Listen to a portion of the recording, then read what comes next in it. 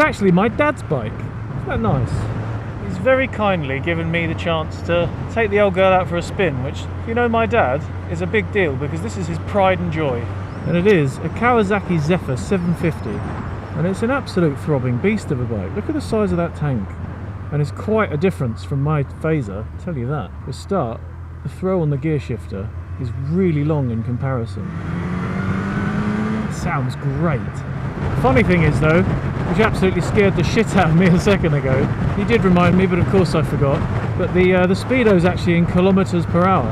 So a second ago I was hacking down the road thinking, yeah, this feels alright. Looked down at the clock and I was doing 100 on a little windy country road. Crap my pants.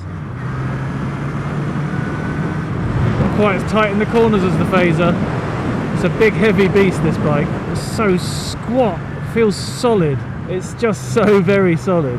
So 30 miles per hour, that's 50 kilometers per hour. This is all stuff I'm going to have to be getting used to when we get onto the continent. It's all going to be about that shizzle.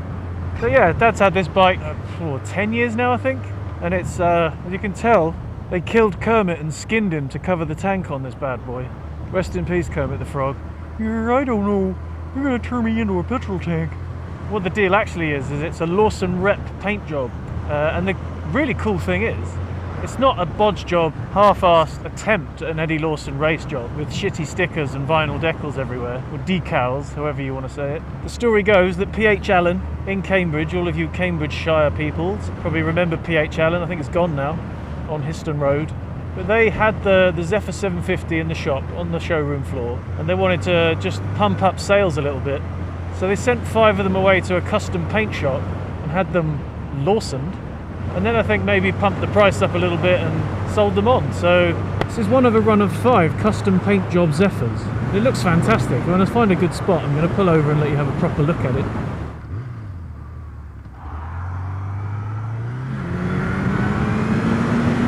It's a speed camera, and although my maths is relatively good, I'm going to err on the side of caution just in case. 70. It's about 40 miles per hour, I think. Oh, it's got loads of grunt on the bottom end. That is brilliant. Top gear roll on. You have to shift down on mine to do that kind of stuff. This one's got a little bit of a stutter around 6,000 RPM though. I think the mechanic, i.e. the owner, knows about that. We had a few issues a while ago where it was misfiring and farting all over the place. It turned out he had a piece of cotton thread that found its way into the injector, so it was running through the middle of the carbs. A bit of a nightmare.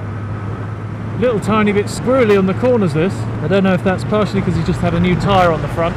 Partially I guess just because it's a bit old, isn't it? It's a great bike, but it's a comfort cruiser, not the most chuckable machine. Should probably put some fuel in it for the old chap.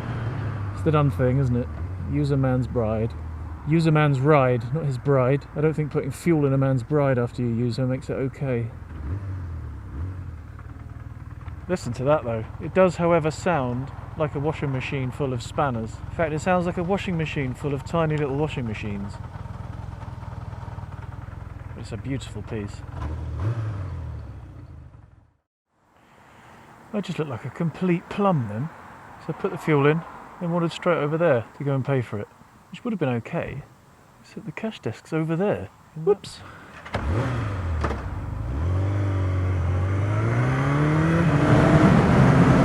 Really smooth, this bike. It sounds all rattly when it's sat still, but as soon as you get moving, oh, it just purrs. It's fantastic. The only thing I don't like about it is that it's out of gears really quickly. I'm in top gear now. I'm doing about 30 now. I can pull away from 30, which, I mean, on the one hand, that's really impressive. It's got so much torque and such smooth delivery that I can pull away without any kicks or splutters from 30 miles an hour in top gear. But for me, that just means it's a bit out of breath at the top end, like you're going to be revving the handbags off the poor girl. Front tyre feels really weird. But some people like that.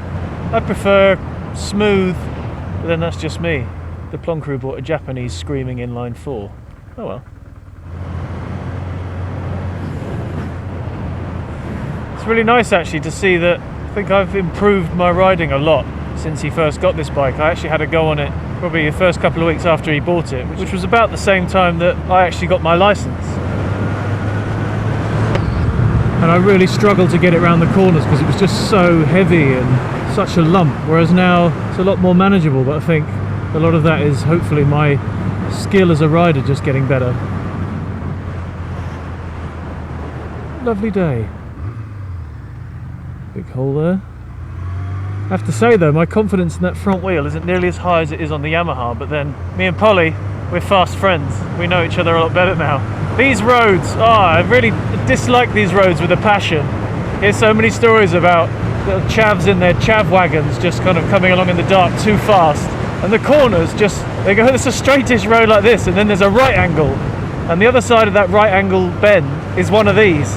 And if you get in that bad boy, that's never going to be fun. So I'm going to take it easy. Don't know the roads, don't know the bike. Oh, and it's a 40-mile-an-hour speed limit. Who knew? What's really strange as well is the riding position. I'm all kind of a bit squashed up. I'm a bit more stretched out on my bike. It's very squat and chunky. Look, those guys are really short. Oh no, they're in a hole. Let them off. That mid-range on this is fantastic. See what he was talking about now. It's a tiny bit lumpy in the low range, a little bit hesitant on the top end, but in the middle, that is just pure silk, covered in hot honey. Yeah. I like it a lot.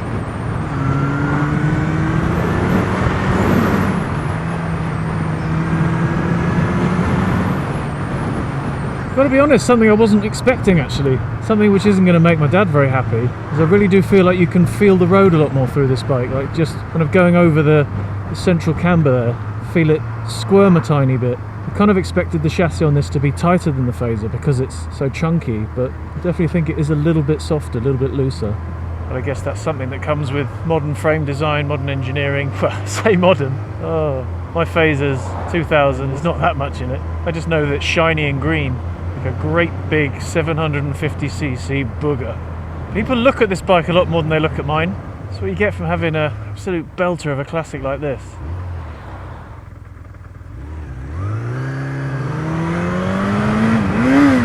Really big jump between first and neutral. Cut that bit out. So smooth. There is nothing coming through the bars or the seat right now.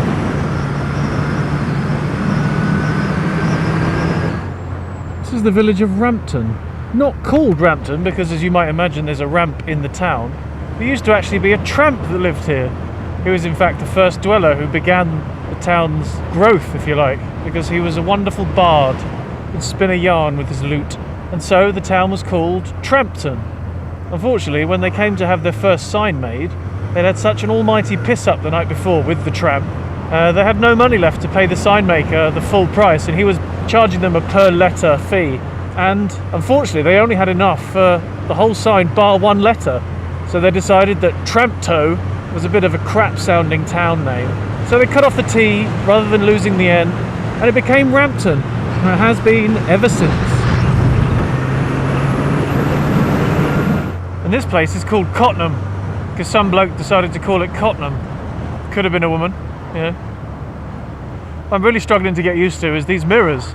Firstly because they're round, and that's really odd. It's kind of like I'm seeing my rear view through a pair of telescopes. But mostly because they're so close.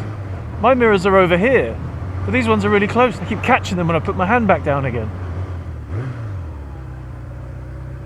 And this is where I went to school, ladies and gents. I always wanted to be that badass with a motorbike, so kind of fulfilling a fantasy right now. I actually haven't ridden through here on my bike at all. Oh look, there's that guy with the Ninja. Same colour, wow. Check that out. Kawasaki, old and new. Almost the same colour. Close. Oh, nice. Well, I'm going to get the fudge out of here before I get detention.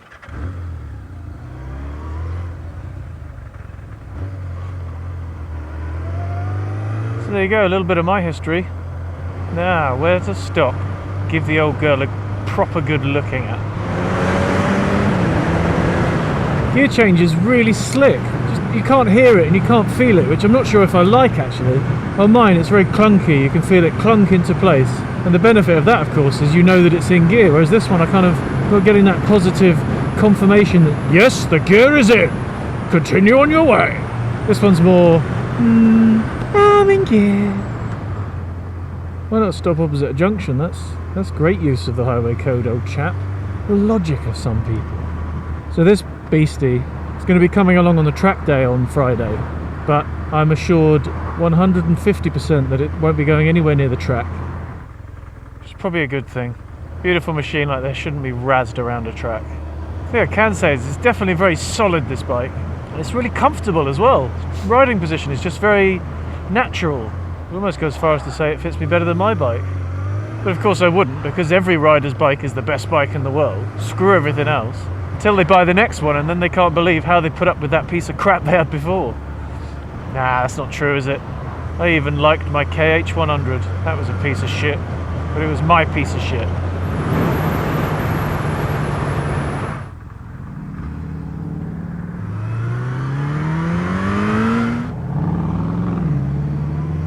What a noise.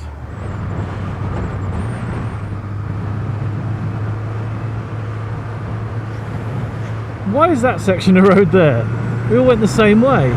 Surely that's just going to encourage dickheads to try and overtake people.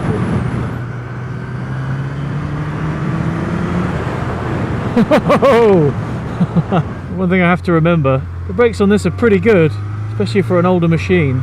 And I know he's got HH sintered pads on up the front there, but the brakes on the Phaser come straight off the R1. So on that old girl, it's like chucking a parachute full of anchors out the back, because this one needed a little bit more persuading to stop just then. Thankfully, because of the way the gear ratios are spread out and the bigger engine, it's got a lot more engine braking to use. I keep running out of gears. Really used to the longer legs of my bike. Such a great bike. It may not be as sharp, and it may not have the balls out power at the top end of the rev range, but it is bags of fun to ride, and it sounds fantastic and it feels great. And the power is just so much more real world usable. It's all in the middle like thick butter spread onto warm toast. Starting to sound like Jeremy Bloody Clarkson now. If this bike was a sausage roll, it'd be the meatiest, richest, smoothest sausage roll on the road. He really has become a caricature of himself, hasn't he, Jeremy Clarkson? Nice mittens. Anyway, let's go down here and have a proper look at this beautiful green beast. Oh, don't fancy that much.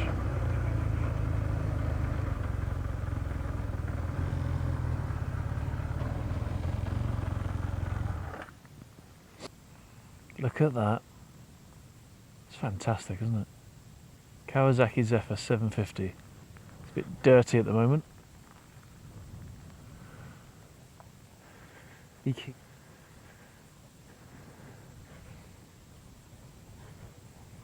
keeps this bike in such good condition. Full stainless steel system. I think originally they came with twin pipes, but if you try and buy official replacement pipes for this bike, you end up with a 4-into-1, which puts both pipes on one side, which me and him both agree just look a bit crap. Looks great with twin pipes. Twin Dominator headlights, so you see a lot of Dominator headlights on the Street Fighter bikes, but never seen one quite like this one.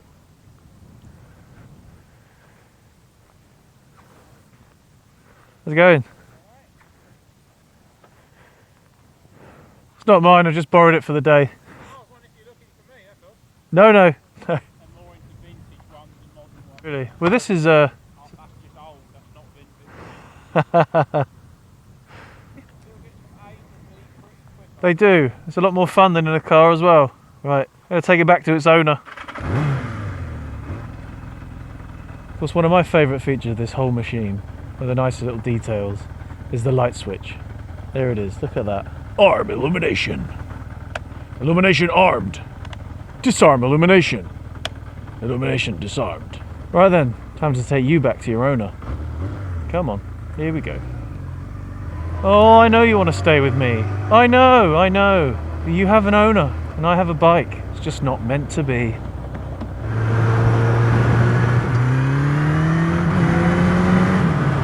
So there we have it. Kawasaki Zephyr 750. Cheers for the land, father. Hope you enjoyed something a little bit different, because I definitely did. See you back on the Yamaha next time. Ta-da!